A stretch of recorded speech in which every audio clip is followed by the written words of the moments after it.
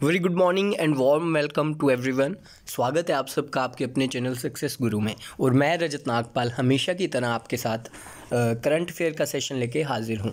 आज हम करेंगे जो संडे का करंट अफेयर था वो और आज का नया करंट अफेयर। संडे को जैसा कि हम रिवीजन करते हैं पुराने करंट अफेयर का, पिछले हफ्ते जो भी पढ़ाया है उसका, इसलिए हम उस दिन लेटेस्ट नए करंट अफेयर नहीं पढ़ते हैं। तो आज हम दोनों दिन का कंबाइन करेंगे और रिकॉर्डेड सेशन है, तो जल्दी से आप इसको देख लीजिएगा और लाइक कर दीजिएगा, अपने अपने दोस्तों में शेयर कर दीजिएगा। तो उससे रिलेटेड जितने फैक्ट्स होंगे ना स्टैटिक जीके के, वो भी हम डिस्कस कर लेंगे।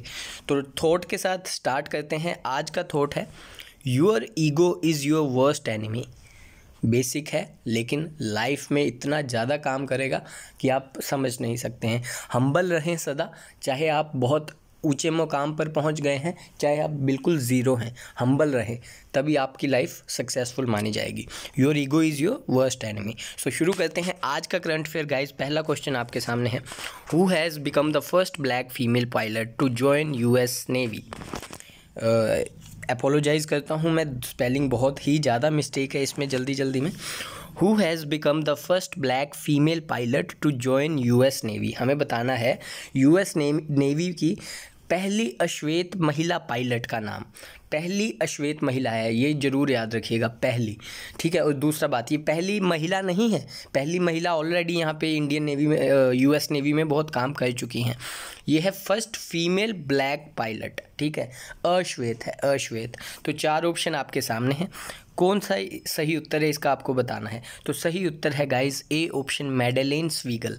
ये बेसिकली अफ्रीकन मूल की महिला है जो आपको पिक्चर में दिखाई दे रही हैं, और यही बनी है फर्स्ट अश्वेत महिला टू जॉइन यूएस नेवी। जरूर आप याद रखिएगा, ठीक है। हमने एक पढ़ा था पहले अश्वेत आर्मी चीफ यूएस के, अगर आपको याद है, एयर चीफ, सॉरी, फर्स्ट अश्वेत, फर्स्ट ब्लैक यूएस चीफ पढ़े थे हमने, army chief, air force chief पढ़े थे, अगर याद हो तो आपको। जनरल ब्राउन उनका नाम था। जब वो ब्लैक लाइव मैटर्स वाला आंदोलन काफ़ी ज़्यादा हो गया था, तब उसको नियुक्त किया गया था उनको, जनरल ब्राउन, जी ब्राउन, ठीक है। आई होप आपको वो याद होगा। और ये क्या है, Madeline Swegle, first black female pilot to join US navy. I hope आपको ये चीज़ें डिफ्रेंशिएट करनी आ रही होंगी। जो सी ऑप्शन है वो भी काफ़ी इंपॉर्टेंट है। डीपेस्ट पॉइंट है ना जो मेरीना ट्रेंच, वहाँ पे पहुँचने वाली महिलाएं ये कैथी सुलिवियन। तो मूव करता हूँ मैं अपने आज के सेकंड क्वेश्चन पे। आई होप आपको पहला क्वेश्चन अच्छे से क्लियर हो गया होगा। सेकंड क्वेश्चन है, Instagram is launching a short video platform similar to TikTok in India by which name. Instagram है ना जो, उसने टिकटॉक की तरह बिल्कुल सिमिलर 15 सेकंड की वीडियो, शॉर्ट वीडियोस डालने के लिए एक प्लेटफॉर्म लॉन्च करने जा रहा है भारत में सिर्फ। उस प्लेटफॉर्म का हमें नाम बताना है। क्या उसका नाम टकाटक है, रील्स है, बीट है या फिल्मों है। आप पिक्चर में दिखाई दे रहे हैं वो बिल्कुल टिकटॉक की तरह काम करेगा, 15 सेकंड की वीडियो होगी और उसका नाम है इंस्टाग्राम रील्स। बी ऑप्शन बिल्कुल सही उत्तर है। इंस्टाग्राम रील्स नाम का प्लेटफॉर्म है और इंस्टाग्राम उसे लॉन्च कर रहा है। तो ये है हमारा बी ऑप्शन, आपको इसको याद रखना है। ये मैटर क्यों करती हैं चीज़ें एग्जामिनेशन में, क्योंकि ये हर व्यक्ति की ज़ुबान पर होती हैं। टिकटॉक बैन हो गया तो ऑलमोस्ट मतलब हर युवा ने इसके बारे में बात की है, चाहे वो टिकटॉक यूज़ करता था या नहीं करता था। तो इसलिए ये चीज़ें इंपॉर्टेंट बन जाती हैं गाइस। तो मूव करता हूँ मैं अपने थर्ड क्वेश्चन पे इसी के साथ। Which operation of Indian navy has been completed. भारतीय समुद्री सेना ने एक मिशन शुरू किया था जिसकी अब समाप्ति कर दी गई है। वो कौन सा है, काफ़ी फेमस रहा था वो कोरोना के चलते। क्या था उसका नाम, मैं बता रहा हूँ आपको। सी ऑप्शन, समुद्र सेतु। क्या था उसमें था जितने भी लोग भारत के हमारे आसपास के पड़ोसी देशों में फंसे हैं उनको हमारे नौसेना वाले जाएंगे और समुद्र के जरिए लेकर आएंगे वापस। तो अब वापस ला चुके हैं। अप्रोक्सीमेटली 4000 इंडियन को वापस लाया गया है समुद्र सेतु के तहत। तो ये ऑपरेशन अब कंप्लीट हो चुका है पूरी तरह से, आपको याद रखना है। Which operation of Indian navy has been completed. तो सही उत्तर है सी ऑप्शन, समुद्र सेतु। मैंने आपको ये भी बताया था कि जहाज़ का नाम क्या था जिसको भेजा जा रहा था, तो उसका नाम था जल शवा। अगर आपको याद है तो जल शवा, आई होप आपको याद होगा। और बाकी भी जो सारे ऑपरेशन हैं ये भी कोरोना के चलते ही चलाए गए थे अलग अलग राज्यों में, ठीक है, बेसिकली कोरोना से प्रोटेक्ट करने के लिए जनता को। तो आई होप ये चीज़ें आपको याद होंगी, और अगर आपको नहीं है तो आप रिवाइज़ करें, आपको पता लग जाएगा। फोर्थ क्वेश्चन आपके सामने है, which UT launched Modi scheme. MODI Modi scheme, ये हमारे PM का नाम नहीं है। ये मोदी क्या है मैं आपको अगली स्लाइड में बताता हूँ। हमें बताना है कि किस केंद्र शासित प्रदेश ने मोदी स्कीम को लॉन्च किया है। 4 ऑप्शन आपके सामने है, सही उत्तर क्या है पहले ये देख लेते हैं, सही उत्तर खुद ब खुद आ जाएगा। मोदी की फुल फॉर्म देख लीजिए सबसे पहले तो, मिशन ऑर्गेनिक डेवलपमेंट इनिशिएटिव। क्या है? Mission organic development initiative. And एक ग्रीन हाउस प्रोजेक्ट भी लगाया जा रहा है, बेसिकली उस क्षेत्र को जैव ऑर्गेनिक चीज़ें का बढ़ावा देने के लिए, और वहाँ पे ग्रीन हाउस प्रोजेक्ट लगाए जा रहे हैं। तो R.K. माथुर कौन है? आप सबको पता है, लेफ्टिनेंट गवर्नर लद्दाख के। नाम इंपॉर्टेंट क्यों है? क्योंकि ये first lieutenant governor of Ladakh हैं। आपको पता है आर्टिकल 370 के बाद लद्दाख एक अलग यूटी बन गया है, जम्मू कश्मीर अलग यूटी बन गया है।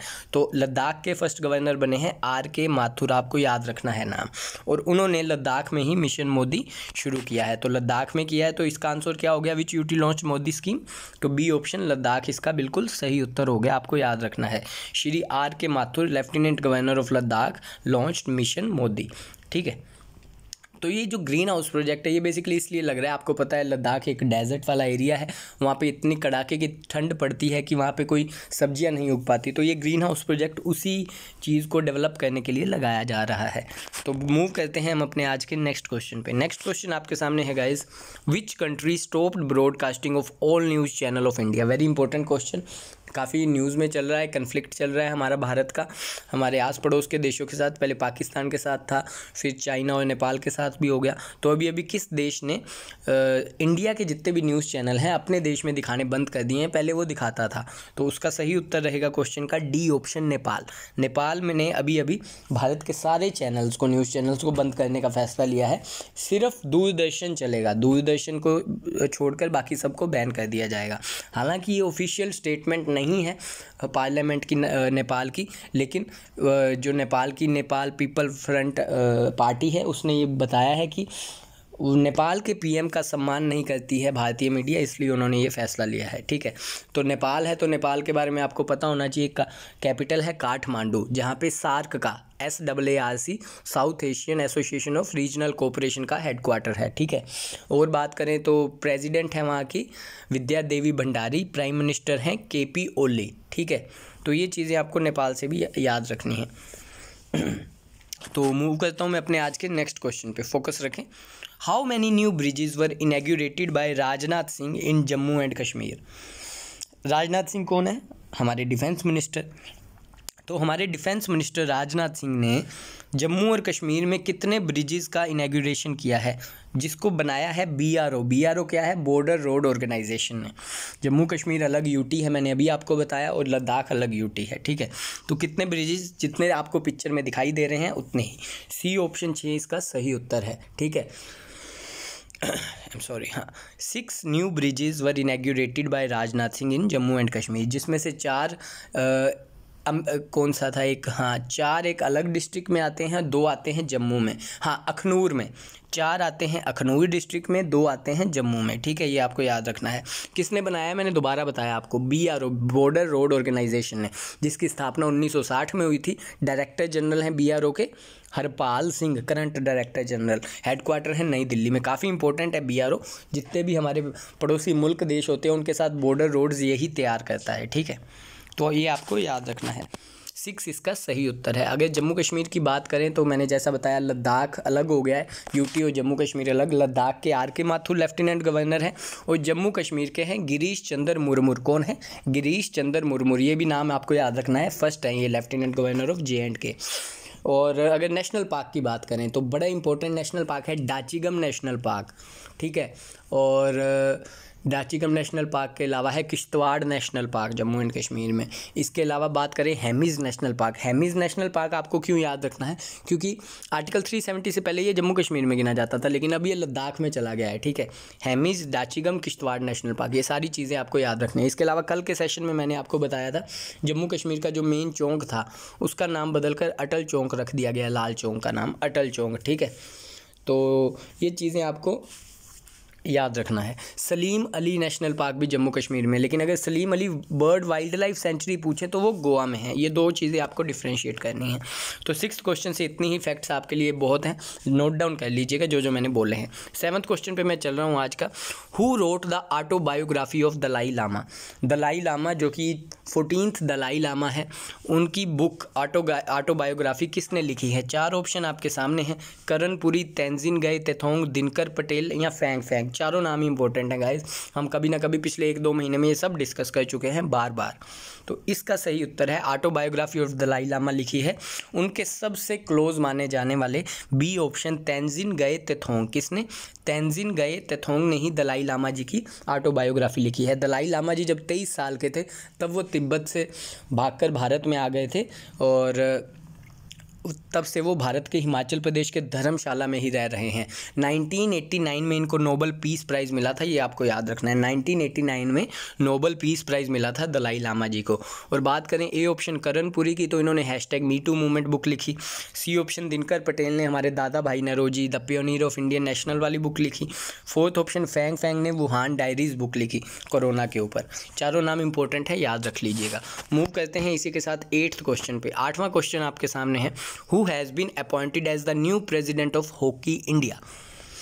हॉकी इंडिया के नए प्रेसिडेंट कौन चुने गए हैं अभी अभी? 4 ऑप्शन आपके सामने हैं। सही उत्तर क्या है इसका गाइज, ये आपको याद रखना है, बड़ा ही इंपॉर्टेंट प्रश्न बनेगा। एक तो नई अपॉइंटमेंट है, दूसरी हॉकी इंडिया के बारे में, क्योंकि जो गेमों के बारे में हम कम पढ़ते हैं उससे अधिकतर क्वेश्चन आते हैं। क्रिकेट के बारे में आपको ज़्यादा पता होता है, तो क्रिकेट से यहाँ तो ऐसा क्वेश्चन आएगा जो टफ होगा, या ऐसा क्वेश्चन आएगा जो आपको पता नहीं होगा। तो president of hockey India, A option Gyanendro Ningombam. क्या है? ज्ञानेंद्रो निगोबाम, ये हमारे प्रेसिडेंट ऑफ हॉकी इंडिया बने हैं। Gyanendro Ningombam named as officiating president of hockey India. जो राइट साइड में आपको दिखाई दे रहे हैं ये हैं ज्ञानेंद्रो निगोबाम, जो राइट साइड में है ग्रे कोट पैंट में, तो वो है इसका सही उत्तर। ठीक है, आपको ये चीज़ याद रखनी है। तो हमारा ये था 8th क्वेश्चन, ए ऑप्शन इसका बिल्कुल सही उत्तर है। इसी के साथ हम बी ऑप्शन जो नवतेज बल है वो हमने 2 दिन पहले डिस्कस किया, ये भी पढ़ लीजिए।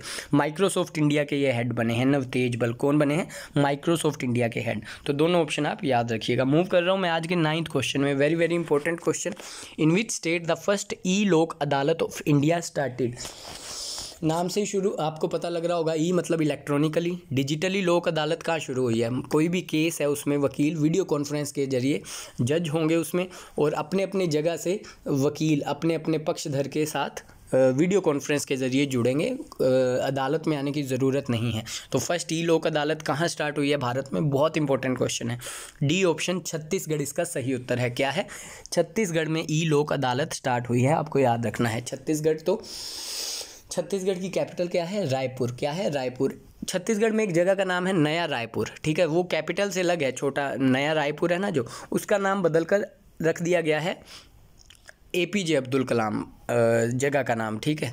पता नहीं अटल बिहारी या APJ अब्दुल, चलो उसमें मेरे को कन्फ्यूज़न हो रहा है, शायद अटल नहीं APJ अब्दुल कलाम, नया रायपुर का नाम बदलकर, वो कैपिटल से अलग है। छत्तीसगढ़ की कैपिटल तो रायपुर ही है। CM है भूपेश बघेल, गवर्नर है अनुसुईया उके, ठीक है।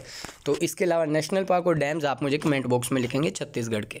मूव करता हूँ मैं इसी के साथ आज के अपने लास्ट करंट अफेयर पे, जो बड़ा ही इंपॉर्टेंट है। In which state samples of milk and dairy products will be collected for pure for sure campaign? यहाँ से 2-3 क्वेश्चन बन गए। एक तो प्योर फॉर श्योर कैंपेन किस स्टेट ने शुरू किया है, दूसरा कि प्योर फॉर श्योर कैंपेन करेगा क्या, वो क्या करेगा? मिल्क और डेयरी प्रोडक्ट्स के सैंपल लेगा, उसकी प्योरिटी की जांच करेगा। तो बेसिकली उस राज्य में प्योर फॉर श्योर कैंपेन चलाया गया है कि खाने वाली जो मिल्क एंड डेयरी प्रोडक्ट्स जो डेली इसेंशियल हैं उनकी स्वच्छता की जांच कर सकें, उनकी गुणवत्ता की जांच कर सके। तो कहाँ पे pure for sure campaign start हुआ है? ए ऑप्शन राजस्थान बिल्कुल इसका सही उत्तर है। क्या सा है? राजस्थान इसका सही उत्तर है। राजस्थान की कैपिटल है जयपुर, CM है अशोक गहलोत और गवर्नर हैं कलराज मिश्रा। अगर आप कल न्यूज़ देख रहे हो तो राजस्थान की सरकार भी संकट में आ गई है मध्य प्रदेश की तर्ज में। पहले कांग्रेस के बहुत बड़े नेता ज्योतिरादित्य सिंधिया कांग्रेस छोड़कर मध्य प्रदेश से BJP में चले गए थे, तो वहाँ पे कमलनाथ की सरकार गिर गई थी और शिवराज सिंह चौहान वापस CM बने थे। और इसी तरह सचिन पायलट बहुत ही दिग्गज नेता हैं कांग्रेस पार्टी के, उनकी भी खबरें आ रही हैं कि वो भी BJP के संपर्क में हैं और अपने विधायकों को लेकर वो वहाँ चले जाएंगे। तो राजस्थान में भी कांग्रेस सरकार गिरने के पूरे चांसेस हैं और आज पता लग जाएगी चीज़ें, सिचुएशन कैसे है। तो राजस्थान बड़ा इंपॉर्टेंट रहेगा आने वाले दिनों में, तो आपको उस पर भी फोकस रखना है। तो ये था गाइस हमारा आज का और कल का बड़े जो इंपॉर्टेंट करंट अफेयर हैं जो पेपर में आ सकते हैं, वो मतलब एग्ज़ाम में इनके ज़्यादा पूछने के चांसेस हैं, ठीक है। और अब आपसे मैं क्वेश्चन पूछूंगा होमवर्क का, जो आपको मुझे कमेंट बॉक्स में देना है, ठीक है। The Zojila pass connects which two places. Zojila pass है जो ZOJILA pass connects which two places. ये आपका होमवर्क का क्वेश्चन है, आपको इसके बारे में सारा कुछ सर्च करना है। आता है तो वेल एंड गुड, नहीं आता है तो गूगल कीजिए, पढ़िए, सारे फैक्ट्स मुझे लिख के दीजिए। तो आज का सेशन यहीं समाप्त करते हैं। ज़्यादा से ज़्यादा लोगों में शेयर कीजिएगा, नई नई चीज़ें आपके लिए लाते रहेंगे। हर सैटरडे मोटिवेशनल वीडियो तो आएगी ही आएगी। उसके अलावा आज आपके लिए इंग्लिश के लेक्चर लाएंगे, one of the best teacher से, और कॉन्स्टिट्यूशन साथ साथ शुरू करेंगे। और जैसे एग्ज़ाम पास आएगा तो आपको हर चीज़ स्टडी मटेरियल से लेके सारे लेक्चर बहुत ही इजी और अच्छे तरीके से मिलेंगे, इसलिए चैनल को सब्सक्राइब करवाएं। तो आज के लिए धन्यवाद, मिलेंगे आपको कल। Thank you.